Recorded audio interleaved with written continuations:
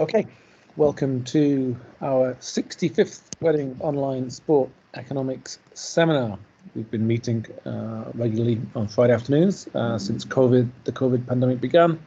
And we've been very fortunate to have a succession of very, very interesting talks throughout. And this week is no exception. This week we have Robbie Butler from University College Cork, presenting on Monopoly and Competition, the peculiar evolution of sports broadcasting. Robbie has about an hour in which to speak. Do feel free to raise your hand and I will interrupt Robbie if you have questions for clarification, and there'll be plenty of time for Q&A at the end for more in-depth questions. Please do keep yourselves on mute if you can in the meantime, and without any further delay, Robbie, please do take away your talk. Thanks, James. I just got my screen ready there. That's sharing for you? I can see that. Yeah. Great. So I think, first of all, thanks for the opportunity to do this. I can't believe it's 65. It's an incredible achievement from you guys in Reading. I've blogged on that a couple of times, as you might know, but to congratulate you on that. I think it's a remarkable achievement. It's something brilliant that you started at the outside of all this. So thank you for the opportunity to do this, and thanks to everybody for coming along, especially in the middle of the summer, to listen to my paper about sports broadcasting. So I guess today's presentation, it's more of a story than what I would say call a traditional paper that I would present at a conference. So I hope people find it interesting and engaging for that reason.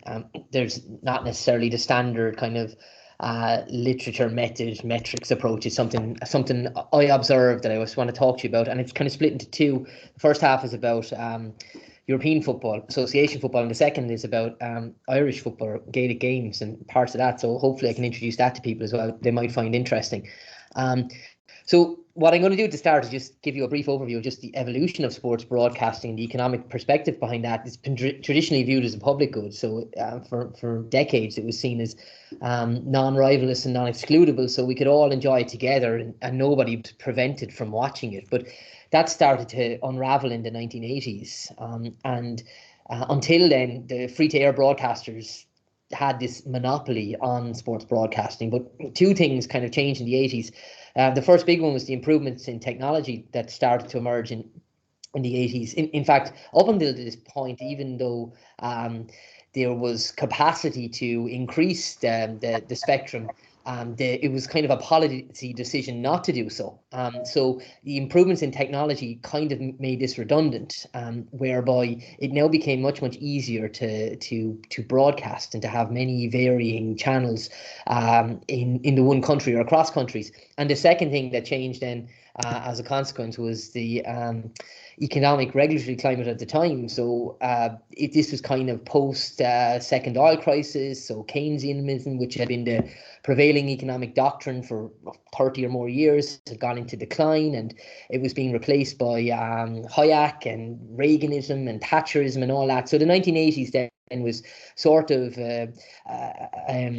it was a period whereby deregulation started to happen en masse, particularly in the UK and in the United States. So I suppose with technology improving and with a shift towards more deregulated markets in Western economies in particular, sports broadcasting began to change, right? So it started to move from what we would say was sort of the public good into the private domain. Now, it's important to point out that European Union member states today still allow members to designate certain sports and cultural events of being major importance to society.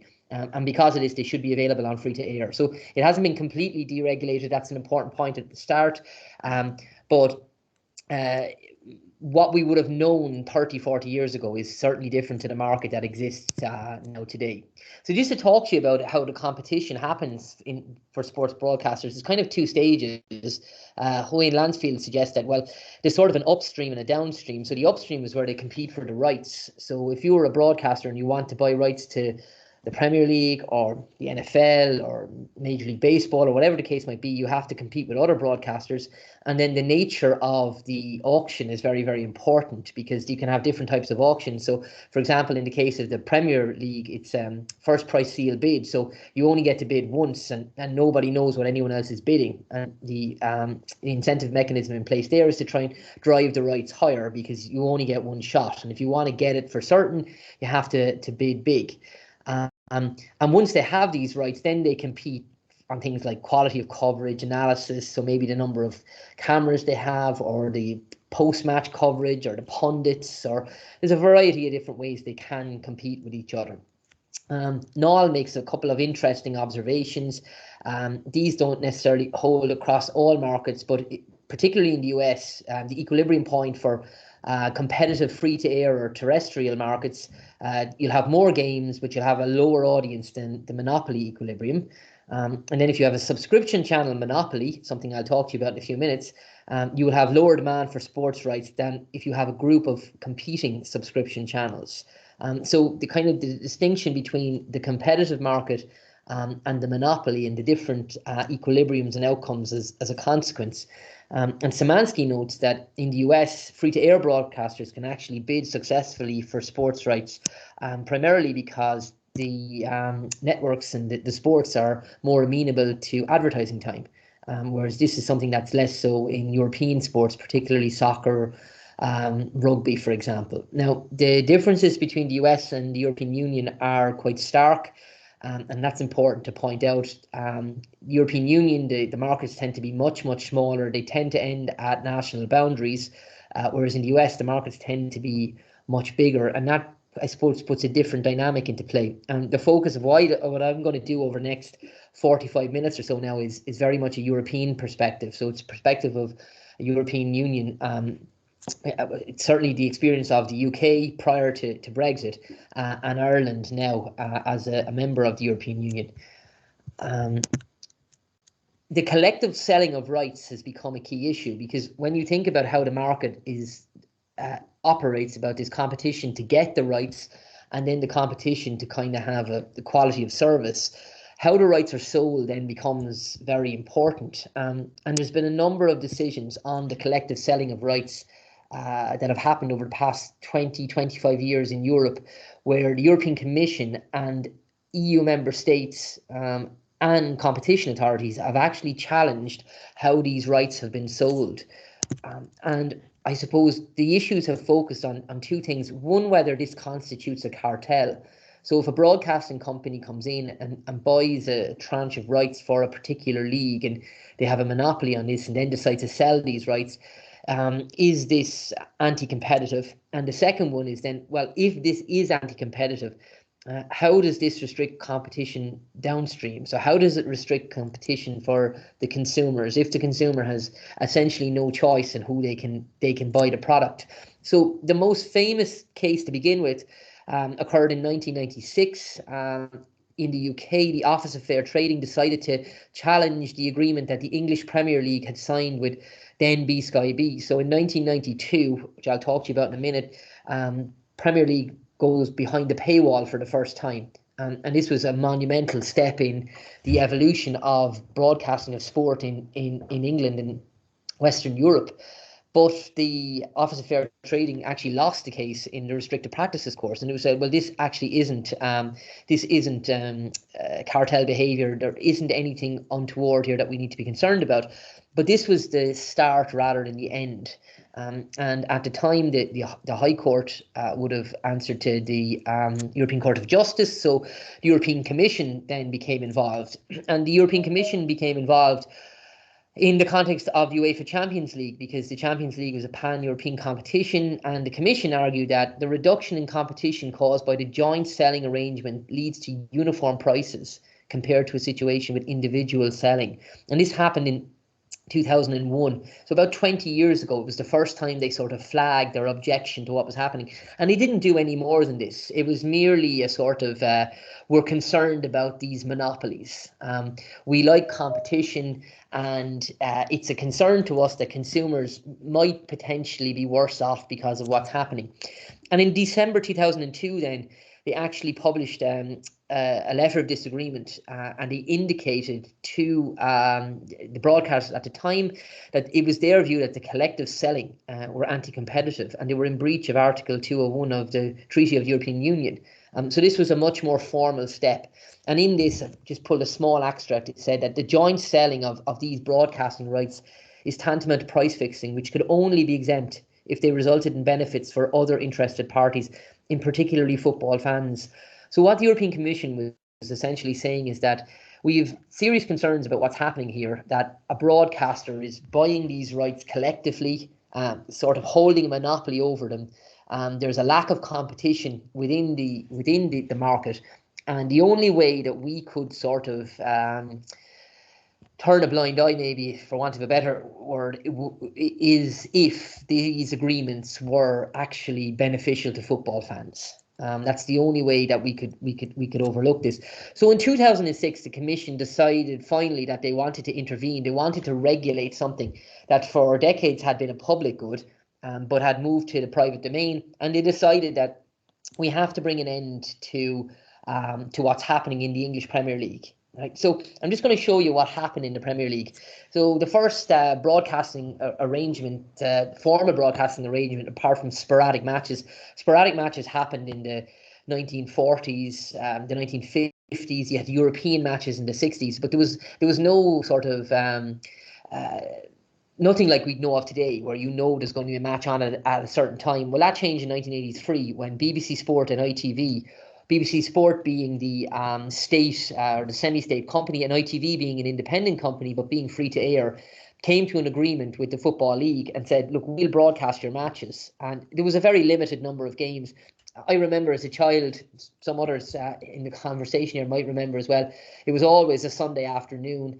It was nearly always Liverpool or Manchester United because they were the most popular teams at the time, particularly Liverpool because they were successful. And it's one of the reasons I actually support Liverpool is because they were on telly a lot during the 1980s. And you didn't see many matches. It was generally the bigger games. And to show you the power that the broadcasters held is that the agreement actually collapsed in the mid-1980s, 85 or 86. So there was no game shown that season because the broadcasters weren't prepared to pay the sums of money that the clubs wanted. And the sums of money were vanishingly small in comparison to today. Maybe talking £1 million per season. Whereas today, an individual match will cost you about £10 million. So, an enormous shift in the evolution. But this all changed in 92 when Sky Sports arrived. And as I said, Sky Sports then changed everything because football went from being a free-to-air, essentially a public good if you had a television license, to something that was excludable. So you now had to have a subscription to Sky Sports. And the subscriptions, I remember at the time, they started off quite cheap, but like most of these things, they rise quite rapidly through time and the longer you stay in.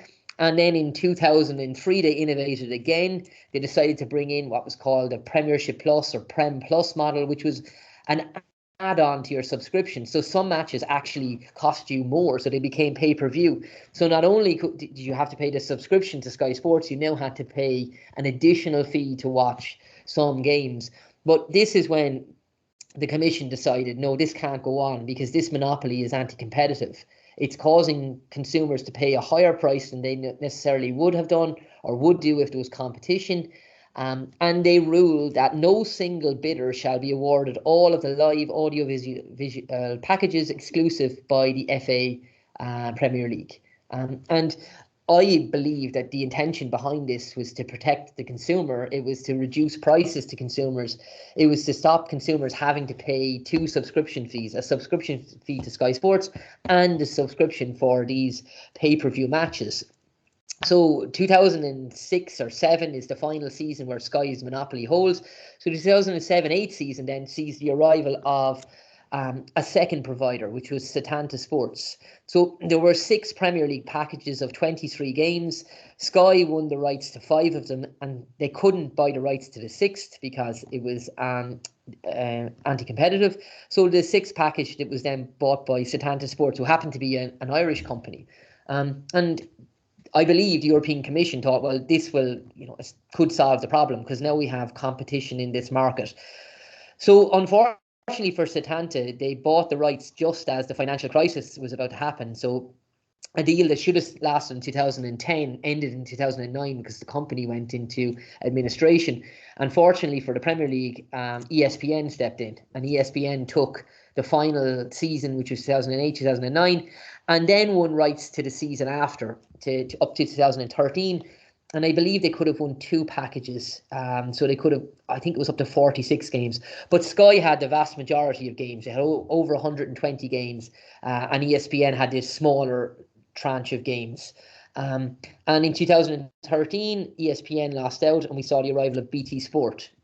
And again, BT Sport came in and took 2 packages and have remained in the market since their arrival almost 10 years ago. Sky have been an ever-present, and they've always been the biggest. But then we took a third step in 2019 when we got a third provider, which is Amazon Prime. So Amazon bought the rights to a different package. So there's now 7 packages. I think Sky have 5, BT have 1, and Amazon have 1. Or maybe it's 4-2-1. But Sky are by far the most dominant force in the market, by far the most games, well over 100.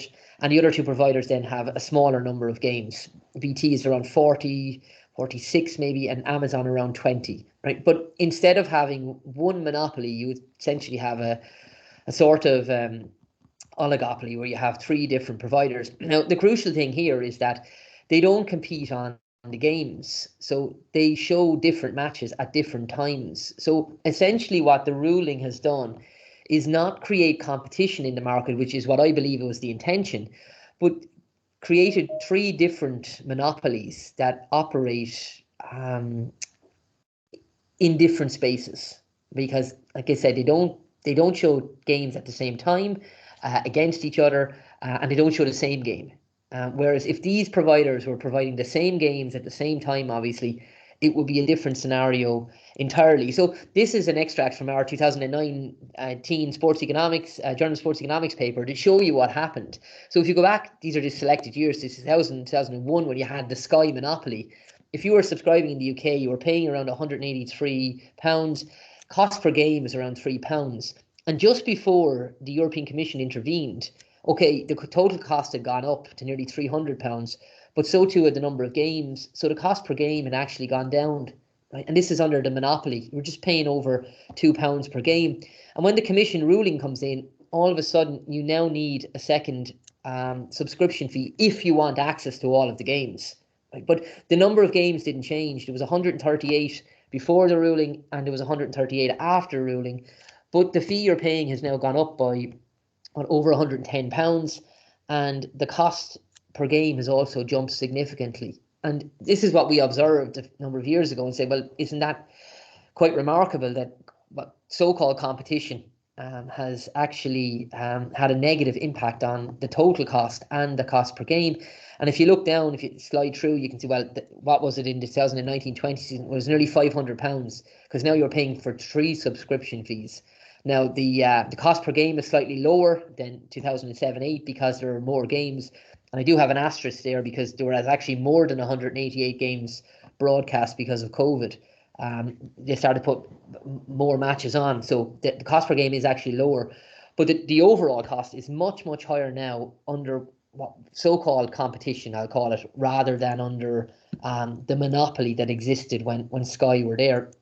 So we started looking at, well, other segmentation has happened as well. So we've had a company called 11 Sports who came in and took La Liga off of Sky. So if you're paying your Sky subscription, you like La Liga, it disappeared 3 or 4 years ago. And now if you wanted to get access to La Liga, you had to pay, it was £8 or £9 a month. Premier Sports are another one who've come into Ireland to take Amazon Prime slot. So you don't subscribe to Amazon Prime in Ireland, you get it through Premier Sports. But it's happening in other sports as well. Like The Zone is a very good example of a streaming service where boxing in particular has been taken from the likes of HBO and Sky Sports and is moving into a different space, so that your subscription now no longer gets you these things, that you need to have a second or third, or in some cases a fourth subscription. Just during COVID, we saw a couple of novel things as well that I noted on Twitter. One was the return of the pay-per-view game, which, you know, the average cost back in 2007 was about £180, and they relaunched it in October of last year and were charging people nearly £15. And as you can imagine, it didn't last very long. It was jettisoned after a number of weeks, where there was just simply no demand for this. Or maybe consumers had wised up to the fact of what was happening. And even before that, something quite remarkable happened. People might recall it. On the 1st of July of last year, when football returned, we had the very unique and unusual situation of 3 games were actually screened live across 2 different providers simultaneously. They needed to finish the league. So Sky Sports and BT Sport were actually competing in what I believe was the European Commission's understanding of competition, where they were showing different matches at the same time. And that was, to me, was a first step towards the competition that would be, I suppose, advantageous to citizens of the European Union. The next step, of course, would be to actually show the same match. But whether or not that can be achieved is a much bigger question. So I guess that's kind of the first half. The second half is what I wanted to talk to you about was, well, our Premier League fans alone. Because it occurred to me that actually they're not. And what I want to talk to you now, and I hope you find this some way interesting, is Gaelic games. Now, many of you might have no idea of Gaelic games, what Gaelic games are. Maybe you've never seen Gaelic games. They're unique to Ireland in many respects. We do have 2 forms of the sport. The first is what we call Gaelic football.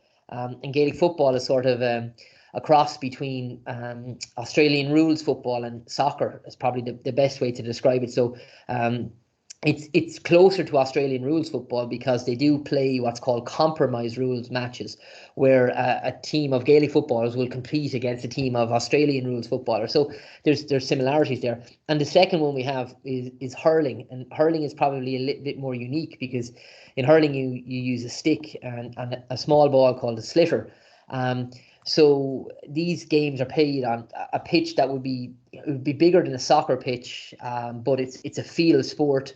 Hurling is, again, I suppose, for want of a better analogy, it's sort of like hockey, but there's much more contact and the ball can actually travel to the air. So it's a very, very fast sport.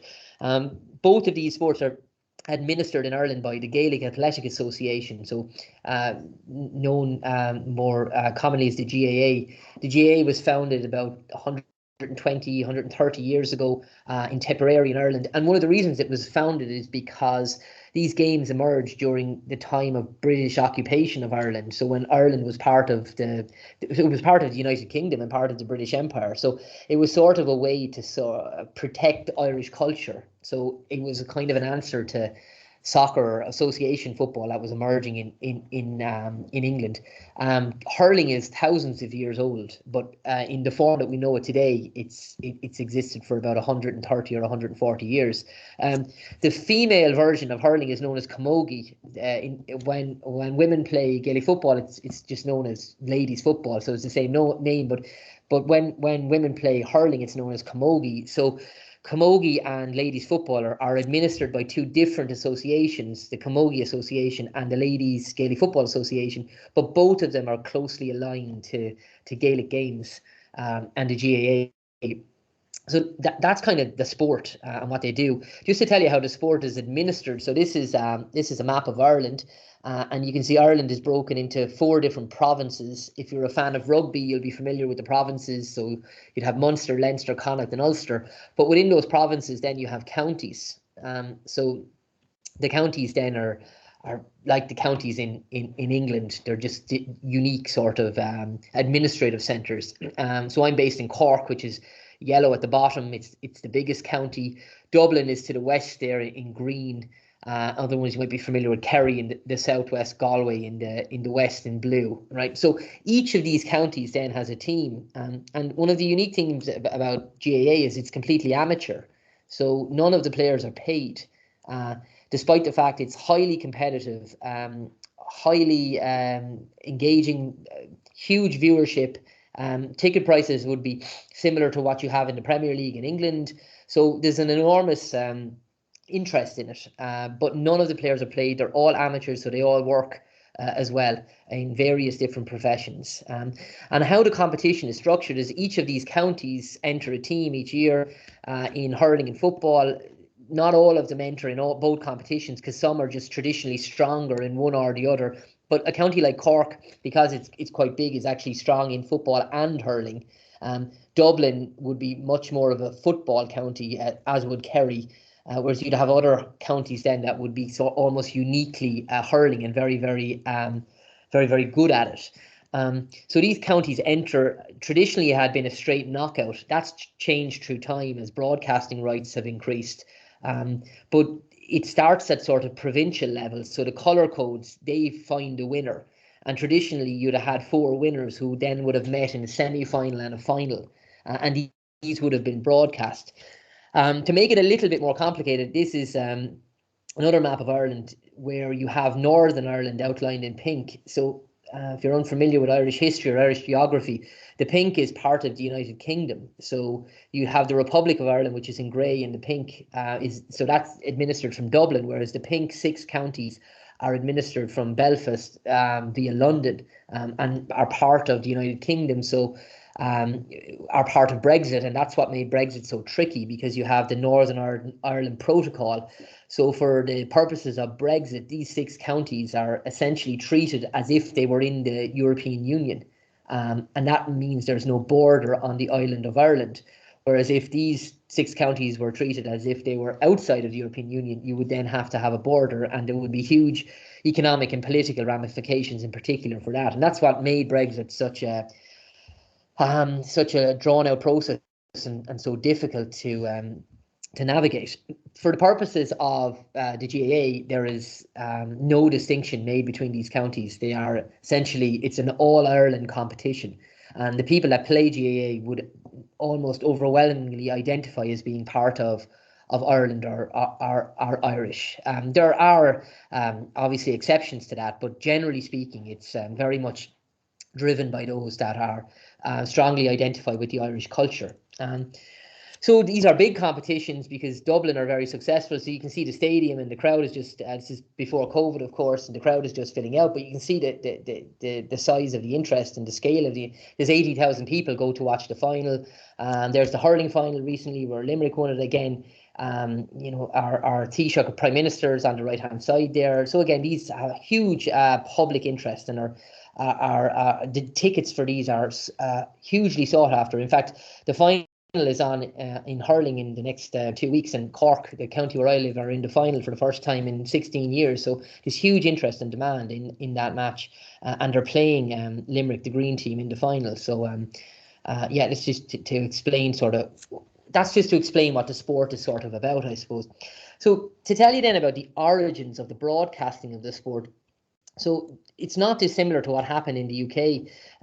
The early broadcasts were all radio broadcasts, and the very first broadcasts started to emerge in the mid-1920s. And again, to explain to you what it was like to live in Ireland in the mid-1920s, we just gone through a war of independence with England and Britain, and we just become independent. So GAA was very much in the psyche. It was very, very popular. It was a way to sort of connect with one's Irishness.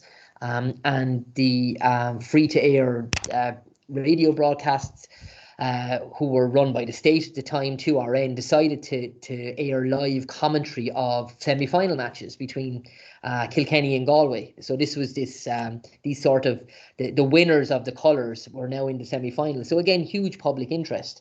By the 1930s, there was a weekly results show where people would tune in and listen to what was happening. You get exclusive commentaries, all very primitive stuff in today's day and age, of course, but huge interest at the time. And as then the game evolved and emerged, by 1947 they were becoming more ambitious, and there was a transatlantic live relay of the All-Ireland final, which was actually played in New York. And the reason for this was it was to coincide with the centenary of events that had happened in Ireland 100 years previous. So moving it to New York, and Gaelic football is actually played in New York, and New York have a team. So there is a very kind of, I suppose, fleeting international dimension to this. But the fact that was actually relayed live showed the level of interest that was in Ireland at the time. And then there was a monumental event in 1963, which was the first televised football match from Crowe Park. So the stadium you can see in the background is the stadium I showed you a minute ago where Dublin were lifting the trophy. It's just been completely redeveloped. And And the reason this happened in 1962 is that the free-to-air television channel started in Ireland in New Year's Eve 1961. So almost at the earliest opportunity. And the 17th of March is St. Patrick's Day. So it was to sort of celebrate Irishness. But all free-to-air, just like was happening in England and Britain at the time. In 1962, you get the final broadcast live on television for the first time, and it takes until the 1990s to see more widespread coverage of matches. And I guess from the point of view of Ireland in the GA, much more conservative than what was happening in the UK, and particularly in England in terms of football, because as I said, football took this jump in the early 1980s, and you start to see a sort of a stream of live matches. But in the case of our sport, it was a little bit slower. But in 1997, the president of the GAA, who essentially would be the person that helps to lead and govern the sport, Jack Bootman, made a very interesting statement to one of the leading newspapers at the time, the Irish Times. He said, the GAA can never in consciousness decide to sell television rights to any media provider who will not be widely available throughout the country, will not be national in character. We're not going to sell our people down the river for money. So there's a couple of really significant things in here. And I guess the first is this sort of sense of identity, that Gaelic games is not like football in the UK or Western Europe where players play for money. This is about something different. These are amateur players. This was about protecting culture, about protecting the sport. It was not about trying to do what was happening in England, whereby the Football Association was now selling the product to Sky Sports, and the national sport in England had gone behind the paywall. They wanted to, I suppose, they wanted to rise above that. They weren't prepared to make the fans pay for something that they didn't feel was right. And certainly when he mentioned something that's not national in character, I think that's a reference to the likes of Sky coming to Ireland, where a British broadcaster would be buying rights to a sport that was inherently Irish. And that sentiment was very much there. So let's see, well, was he right? What happened? Well, just to show you, in 1962, RTE is our state provider. It's like BBC. It started broadcasting a few sporadic matches. Very little happened for the best part of 40 years. In the 2000s, then, they start putting matches on what's called TG4. Now, TG4 is an Irish language channel, but again, it's free to air. And we also get BBC Sport in Northern Ireland. Now, this is the reason I showed you the map, because 6 of the counties in Ireland are on the island of Ireland are in the United Kingdom. BBC Sport has a Northern Ireland channel, and they are obliged by public service agreements to show these matches. But again, it's all terrestrial coverage. So if you lived in Ireland, you had access to all of these matches free to air across 3 different channels. Sometimes it would even be the same game. In 2008, we get a 4th entrant, but again, it's a free-to-air entrant. They're now owned by Virgin. It was called TV3 at the time, but it's a 4th provider. But again, there's no issue here because they're all free-to-air. So what's happened in this market is a bit different to what's happened in the Premier League, where you're seeing subscription providers. Because here the consumer is no worse off, because they can just cross over to a different channel in order to watch the match they want to watch, or the same match with different pundits or commentators. But in 2010, we get a monumental event, and I guess it's like our Sky Sports moment, where Setanta Sports, who've now been resurrected, come in and decide to put GAA behind the paywall. It happened on the 6th of February, 7 p.m. is a night game, which is very unusual, and it basically flew in the face of what had been said in 1997 by the president, whereby we would never sell our people down the river. We won't put these matches behind the paywall. Well, it's exactly what happened. Setanta Sports is an Irish company, so things got more complicated in 2014 when Sky Sports came in. And at the time, before it happened, people thought, no, it would never happen. Sky Sports will never come in. And they did. And they came in and they bought rights, and the GAA were happy to sell them the rights. And that agreement has continued where we now have five different providers, two of which are subscription, one Sky Sports, the other Air Sport. So you have three providers that are free to air and two providers that are subscription. So in many ways, the evolution in many ways has been very, very similar to what's happened in the UK with the Premier League, despite the fact that for many years they were opposed to this and they objected to this and they said, well, you know, this is not going to happen. We're not going to engage in this, right? But things change and sports move on. So just to give you a closer look, so the championship is the most coveted prize. So it's, I suppose it's in the same way that the Premier League or the Champions League are the most coveted prizes. There are a number of different competitions in GAA, the championship being the most coveted one. So on the 2nd of April 2014, it was announced that Sky B, who are a British broadcaster, had signed a 3-year agreement to show 20 live matches up to the end of 2017 with the GAA. And prior to this, it would have almost been unprecedented to think that a British provider would come to Ireland and buy rights of Ireland's national sport. And there's just to give you an overview of, well, what were the costs? Well, we don't know what it was costing the free-to-air providers. It was never released. But we do know what it cost Sky Sports, and in the grandest scheme of things, it was tiny money. You're talking somewhere between 45 and 55 million euros, about 11 million euros per year. That's what it costs them to screen one Premier League match. Why are Sky Sports interested in this? Because, James, you can maybe tell me at the end, I don't think there's much demand for GAA in the UK. I remember when it went on Sky Sports initially, they started showing it, particularly on Sky Sports News and stuff, but that's completely died off now. You see very little of it unless you find the channel. There's a number of reasons. I think one is it's very, very cheap to get the content. They need live content all of the time. Very important one is that it's played during the summer. So the Premier League calendar obviously dies off in May, and the cricket and the Lions Tour this year take over in the summer. But because this is played in the summer, it actually fills a very nice slot. So it's live, it's cheap, and it's in the summer. So that's kind of the motivation, I think, behind why they'd want to have it.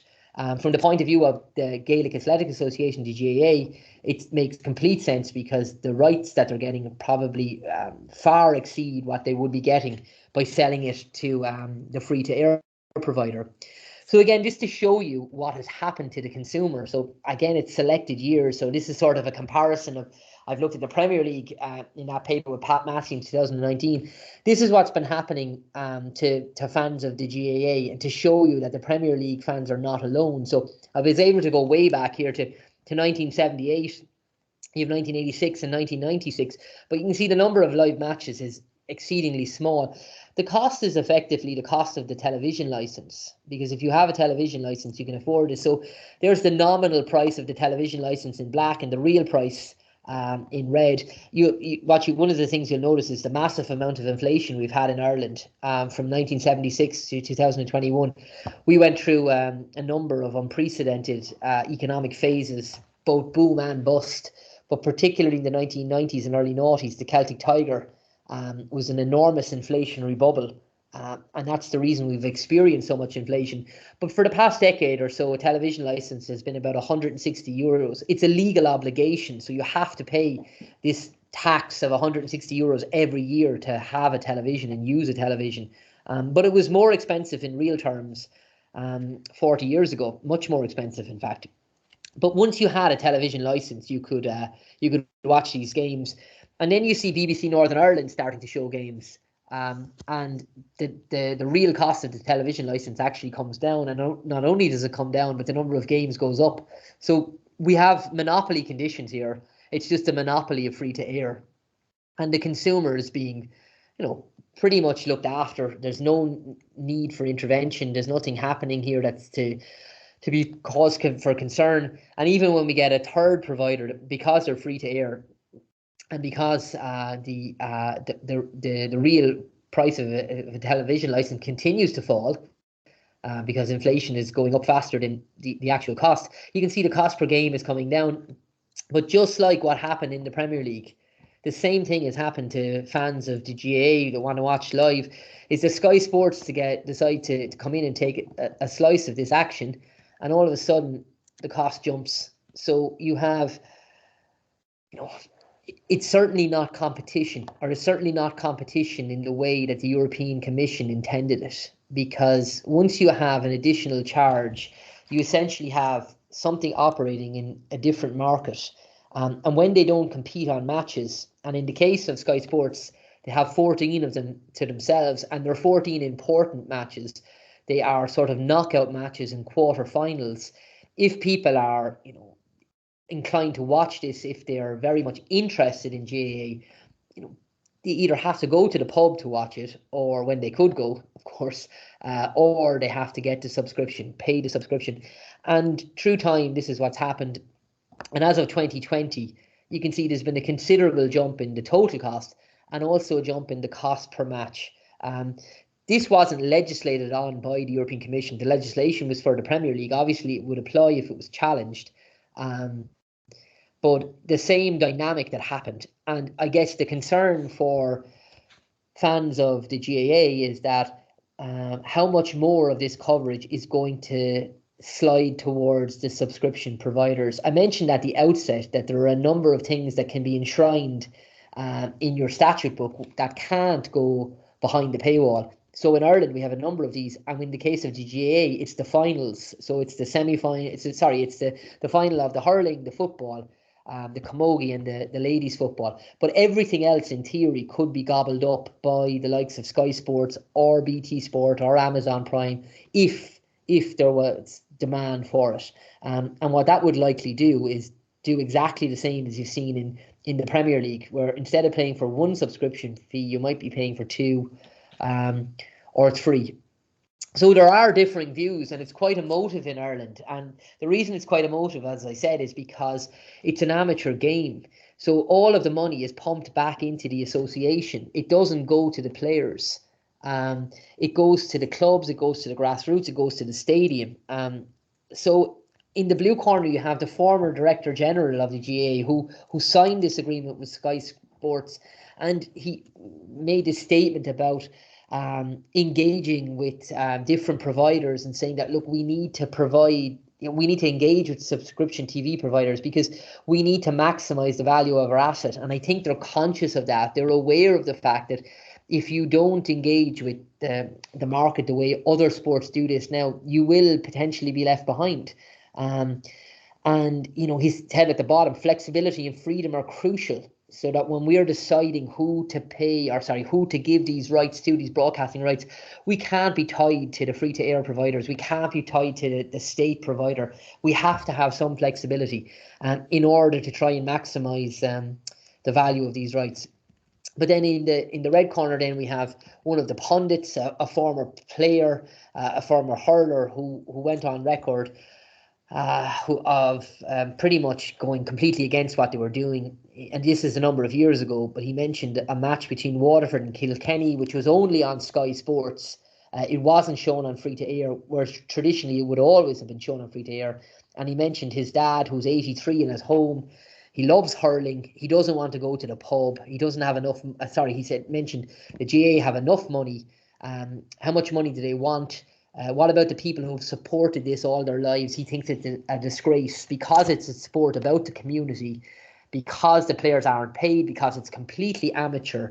Why should somebody have to pay when they've given decades of service to the sport? Why should they have to go down to the pub or pay a subscription fee for our national sport? So that's sort of the counter argument that's there. And I guess I can understand both sides. And I'm sure that argument might exist in the UK, in England, when people talk about the national sport. Maybe it doesn't exist anymore. I know it did certainly exist in 1992 when Sky Sports took the national sport behind the paywall. So I guess just to conclude, and I'm happy to open it up to observations or discussion, maybe people have similar experience of this, is that the textbook explanation, what I would teach my students, when I'm teaching principles of micro, is that competition should produce an equilibrium in which the price and quantity is economically efficient, right? And it is my belief that is what the European Commission intended in 2006. I don't believe the European Commission intended to make the overall price and the price per game for consumers go up. Because again, I teach monopolies produce an equilibrium at which the price is higher. So if you have a monopoly, if you have a terrestrial monopoly or a subscription monopoly in particular, you should have a higher price. And it's for this reason, again, I would teach that governments should regulate monopolies and encourage increased competition.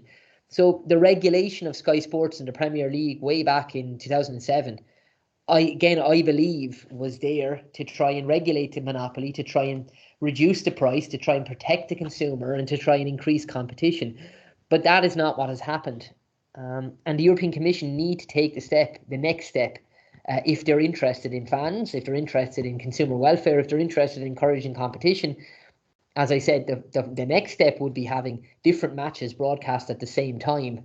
And if they want to take the final step, they should screen the same matches at the same time. Now, I don't think that will happen for a variety of reasons, because the value of the rights will collapse if it's not exclusive, because that's one of the things that will happen. And if the value of the rights collapse, well, then the product diminishes. And there is an argument then that that's not necessarily in the fan interest either. But I certainly don't think the current approach is what they intended, and we're now starting to feel the effects of that here in our national sport. So again, James, thanks for the opportunity to do that. I hope it was somewhat interesting, and happy to take any questions or observations or anything I can help with. Thanks, Robbie. That was great. So it's really interesting from the UK perspective, and kind of hear a little bit about the Irish perspective, which of course we don't always hear quite so often here in the UK. One kind of question I had actually was, I guess from the way you're discussing, British TV channels have always been available in Ireland throughout, so the BBC and the ITV were always there for you if you were watching Liverpool in the 80s and things like that. Yeah, so we were lucky that we had the Goldilocks conditions of being close enough to the UK that we could get the channels, and far enough away that we weren't charged for them. So we did. Sometimes it depended where you lived. So because I'm not from Cork, I'm from Waterford, and Waterford is in the southeast, the East Coast often got things that maybe the West Coast wouldn't get, because it was geography actually. The mountains appeared more to the west, so the signal would hit them and they wouldn't make it over. But as a child, going back to the early 80s, I had BBC 1, 2, ITV and Channel 4. So yeah, most people in Ireland had access to all those things. So yeah, we were lucky and still do. Yeah, that's really interesting. In terms of questions and comments, there's a couple of things in the chat. Carl mentioned something which I think you were moving towards the end of your talk, which is, I think, the impact of streaming, online streaming of events now relative to, or certainly over the years, because obviously it kind of, that's where, and I presume that someone like Sky Sports would say, well, do we really have a monopoly, given that, there's this multitude of online streams where people can, if they want to, stream the event rather than pay Sky Sports for their subscription.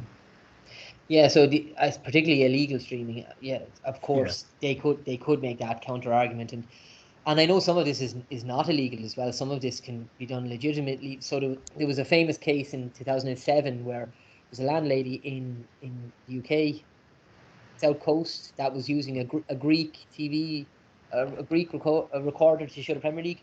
But the case ruled that you can't show it for private purposes. Sorry, for public purposes. You can't use it in a pub, but you can use it if you're using it privately. So yes, they could make that case that if you have a decoder from a different country and you bring it back to, obviously it doesn't apply in the UK anymore, but to one of the other 27 member states, that they could argue that. Yeah, they could. Because I guess Sky Sports every time are the ones that are bidding, and they're bidding based on what they expect to make in return from having these contracts. In principle, the companies, like we have BT Sport now, in principle, the companies can, come along and do that. I mean, I guess presumably there are sufficient barriers to entry such that other companies haven't come along for a long time. Yeah, I guess the time it rung home to me was I remember having a Sky Sports subscription in 2016. I didn't have BT, And the reason I didn't have it was because it's like I don't want to pay a second fee, because I kind of knew what it meant, And I remember Sky used to have European games, but BT bought up the rights to the European games, still have them. And Liverpool were in the Europa League, and they were playing Man United in the Europa League game. I remember I wanted to watch it, right? And I remember thinking, God, I remember when that was free to air, or I remember when Sky had that. It was just, you were much better off. And the problem with getting the subscription is you can't get a subscription for a game. You have to get it for 6 months or maybe a year in some cases. So you're tied into something that you wouldn't have been tied into before because of various different things. So I remember recalling whether this competition, which is what it's often referred to, was just that, whether it was competition. And I guess the fear I'd have is that these markets become more and more fragmented and slice off. Are we going to get to a phase where we actually have to have 6, 7, 8, 9, 10 different subscriptions for the sports we want to watch, if that's what we want to watch? And that's excluding the streaming, as Carl said. And maybe that's the reason why streaming is growing in popularity, because people are not prepared to do that. Sarah says that she has to pay, feels like she has to pay more subscriptions now than she ever did in the past. So kind of some probably right. the theme of what you were saying. Jorge mentioned something that you talked about a little bit at the end, which is the amateur distinction. So he says in the EPL, money went to the infrastructure and specifically the players. If the sport's amateur, where does the money go?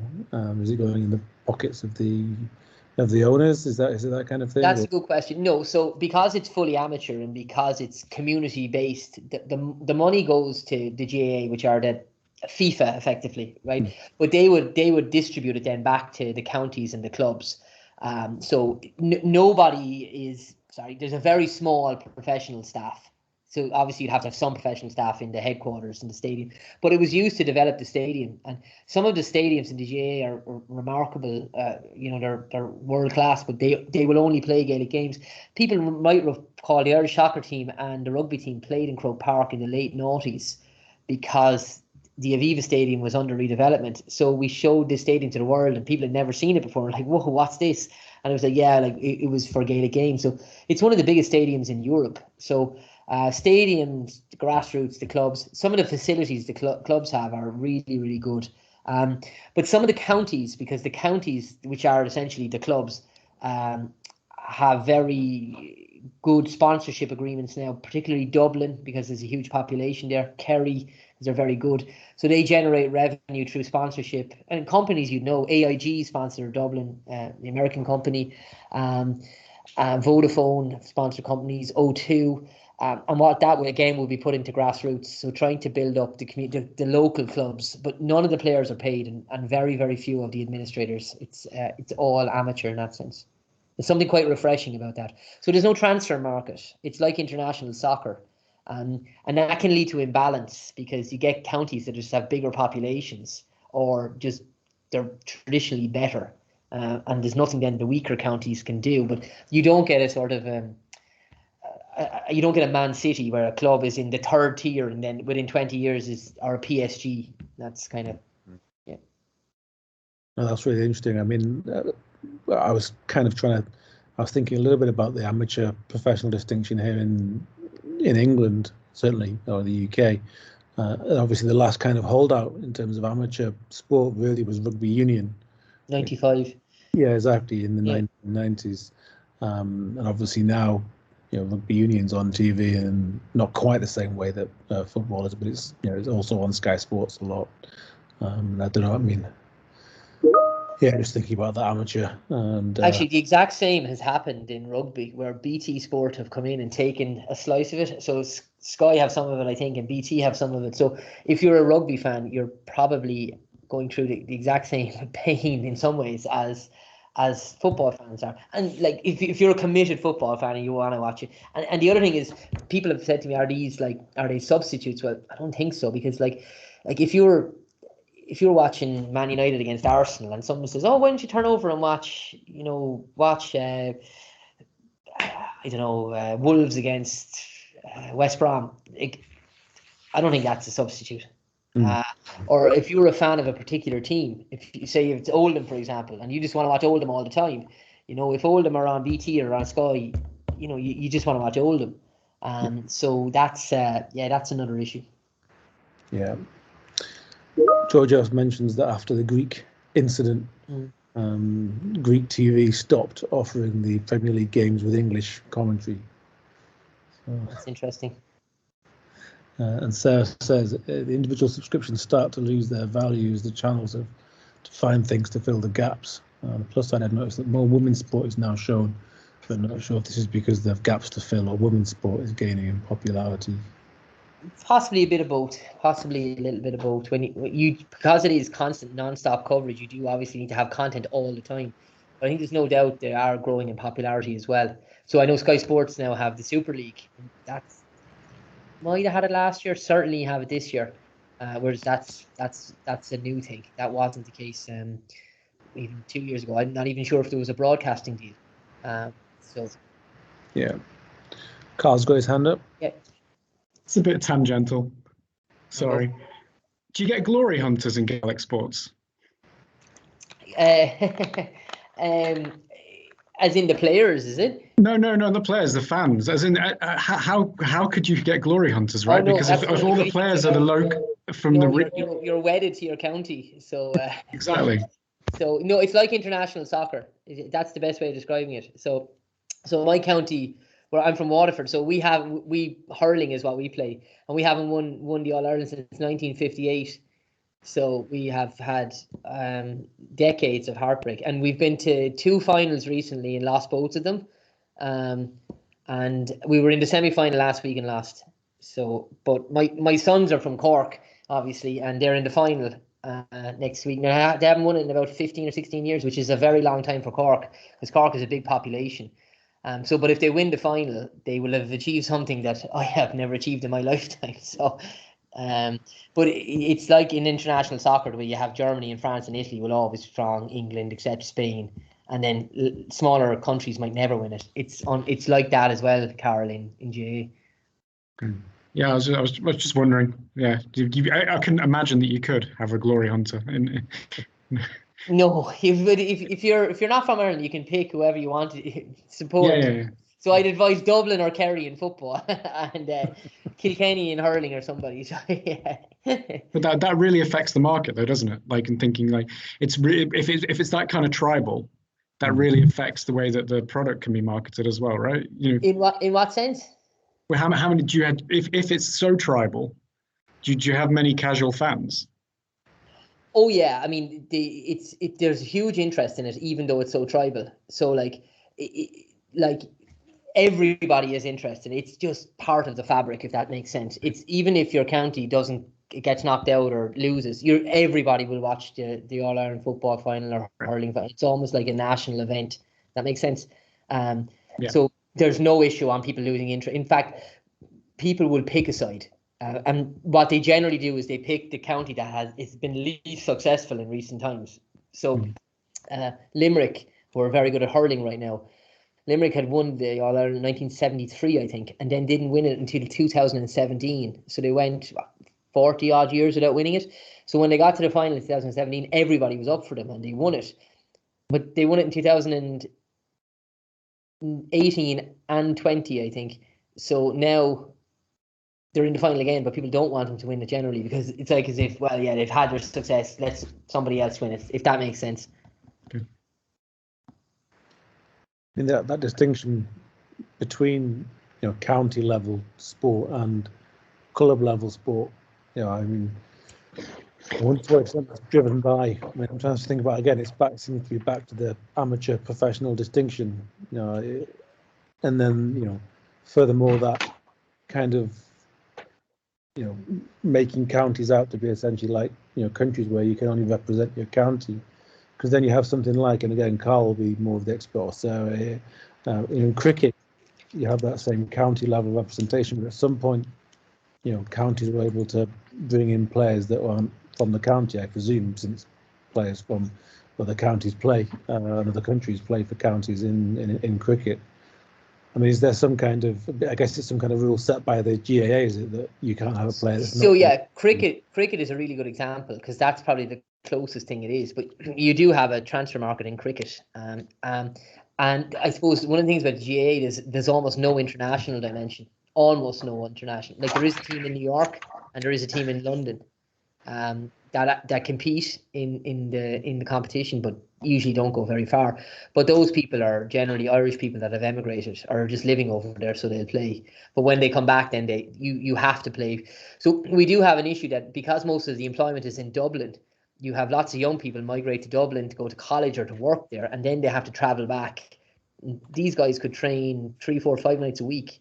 So they have to travel back to train, or maybe there's a training session in Dublin, even though the county is not in Dublin. So it's you get that dynamic as well. But I think there's a certain purity to it. It doesn't have the transfer market like the Premier League. So you don't get that dynamic, and you don't get that sort of a guy playing for one team and seemingly loving the shirt, and then within a year or two playing for somebody else, a bitter rival, and loving that shirt. There's a huge consistency to it.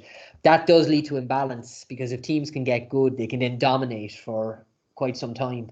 But it doesn't diminish the interest. It doesn't diminish, or certainly there's no evidence that the interest is being diminished. Maybe that's one of the reasons why Sky have bought into it, because people are genuinely interested in Ireland, maybe not outside.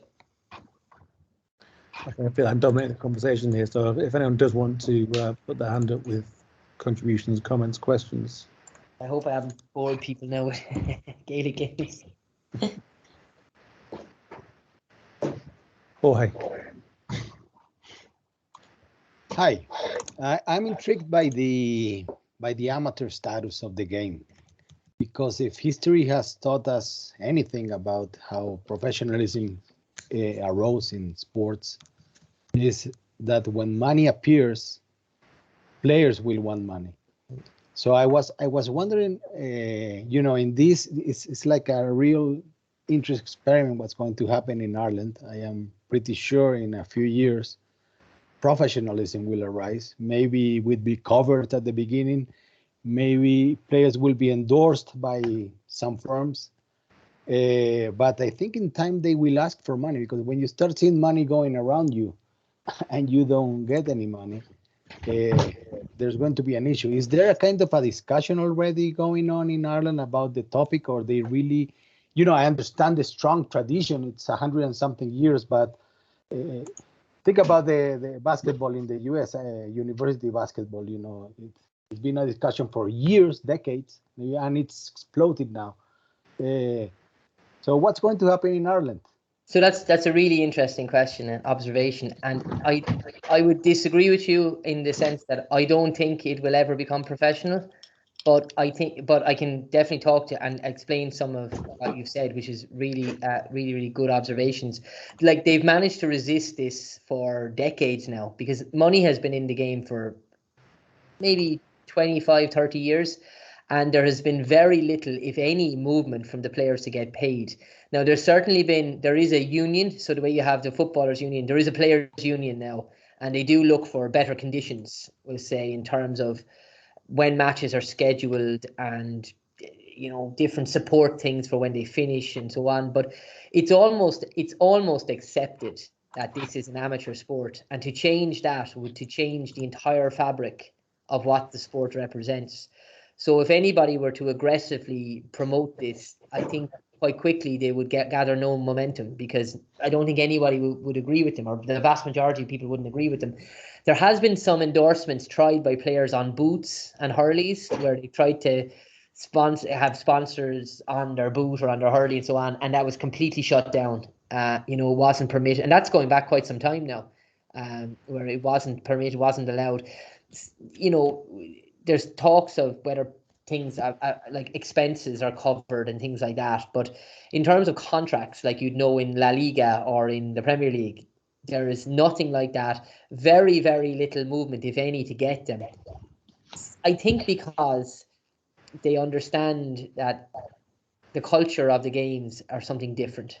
Does that make sense? And I know that might sound completely contradictory to what we've seen in soccer, in rugby, in But remember, this is a sport that doesn't leave Ireland. It's unique in that sense. We can't export it, whereas every other sport has been exported. This doesn't get exported. Okay, it's a valid question. Answer. But I could be wrong. But I don't think you are wrong, but that's a discussion we should have in 10 years from now. Absolutely. So I'm 100%. 10 years. I'll take that bet. I think that's an easy win for me. 50. You might have a chance with 50. Maybe. I know I'll be alive. Me neither. The counter, though, probably there would be, football professionalizing in the 1880s. Football wasn't global at that point. No, it wasn't. Professionalized because players needed to be paid, essentially. Play in the north of England, the wealthy amateurs in the south could, play in their spare time. But in the north, players, if they're going to play, needed to be paid.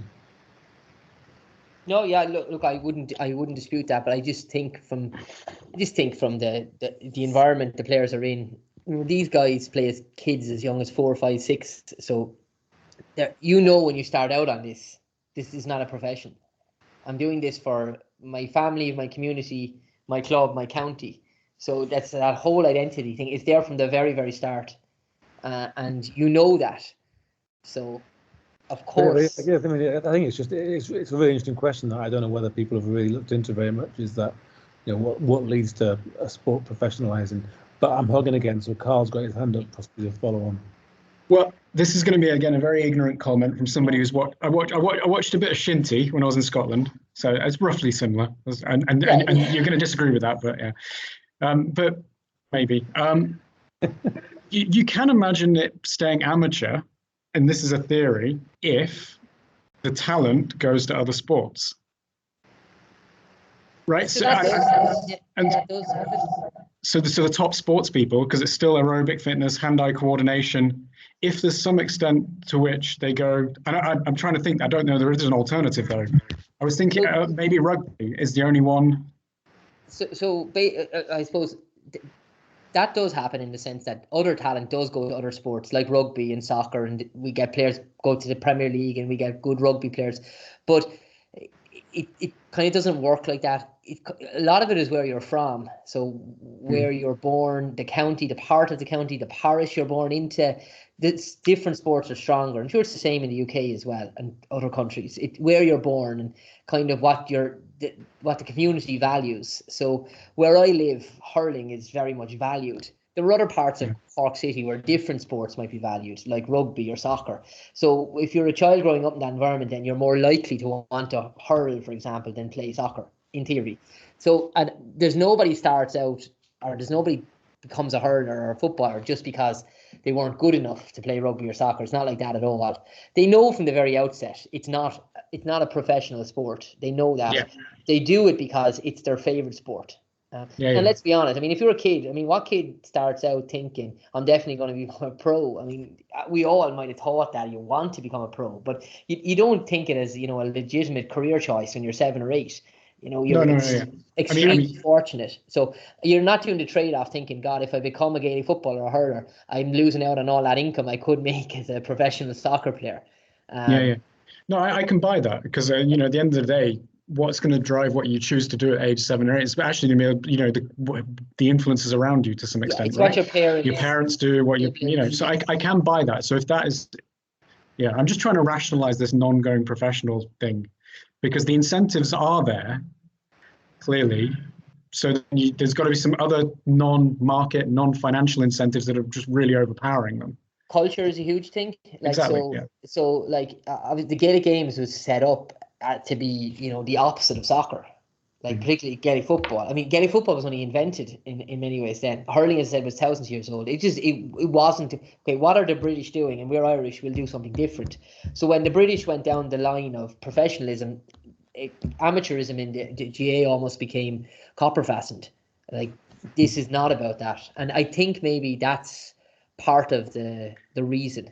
But I do agree with you, and the other speaker beforehand, I do agree that it is really interesting because the incentives are there, particularly for the players. I don't know. I don't know what the players would think. Sorry. So I was thinking of another parallel. So I was in Edinburgh for a long time, and I went along to watch some Borders rugby. you got them, all the borders rugby clubs, and they're the famous Melrose Sevens tournament, and that's something which again would have been very traditional, right? You have all the towns have their own rugby club, and they play each other so much, but then it actually became commercial. So the Melrose Sevens, you'll actually then suddenly see it's not just the local players turning up anymore. They will actually bring in like a ringer, or some flyer from America or something who just flies down the wing, or like some Samoan. I don't know if that's an interesting parallel, and they started bringing in foreign teams as well to make it sell it even more. They had an American team. I don't know. I just thought it was another. Yeah, again, maybe because this is like it's a closed off market. There's no international dimension of note. Any of the international dimensions are essentially just Irish people that come home or when they're finished living in New York or London. Maybe because there's no international dimension, they're able to close this off. Because there is no push for professionalism. No, as I said, none of note where players want to be paid significant sums of money or be contracted. I think if you have contracts, do you then have a transfer market? Probably. And if you have a transfer market, does that then mean that you can transfer to anyone? Well, the whole idea behind this is it's representative. So if you're from Cork, you play for Cork. If you're from Dublin, you play for Dublin. That's the whole essence of the sport. Well, that's the union would have come in, right? The union would probably define the wages and the wage structure. So it wouldn't even be it would probably not be a market, right? If you say the union's already there and strong, it probably take over. I don't know. But I said I don't think that's a major concern at the moment for the association. But whether it happens in 10 years, maybe we'll have this conversation again in 10 years. I'd be very surprised if it did, but who knows? I didn't think Messi was going to be a PSG player a couple of weeks ago, and he is. Oh. That's a market. Yeah. Any more questions and comments?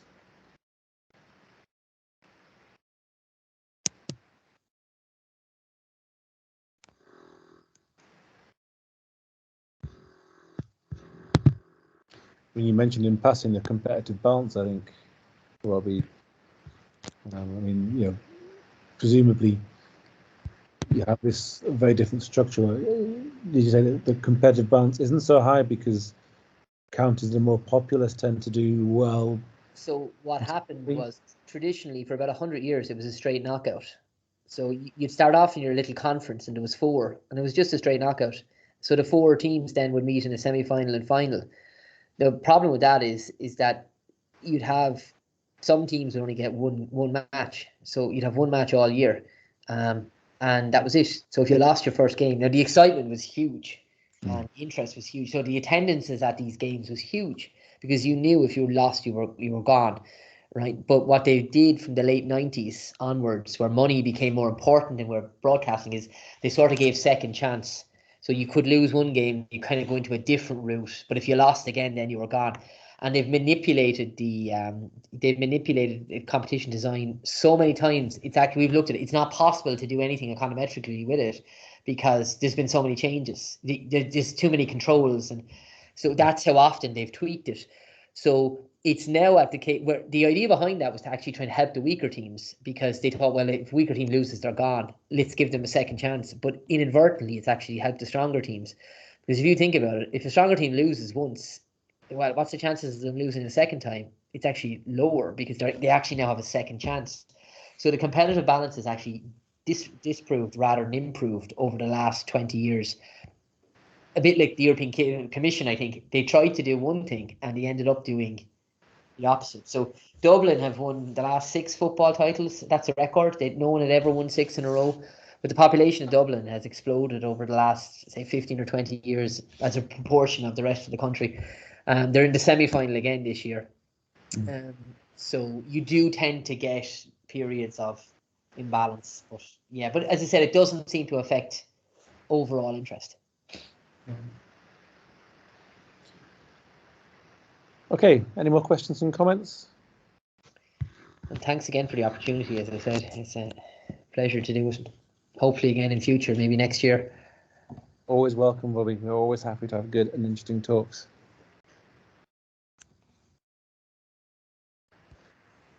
Okay, well, we're not. No one's jumping out, reaching their hand up to ask a question. So I think it probably is about time to wrap up. So thank you, Robbie. It was very interesting talk. And we are going to return next week with Alex Gillett from the University of York, presenting on the evolution of UK leisure centres in the mid to late 20th century. So look forward to seeing you all again in a week's time. Have a great weekend. Thanks, James. Cheers, Robbie.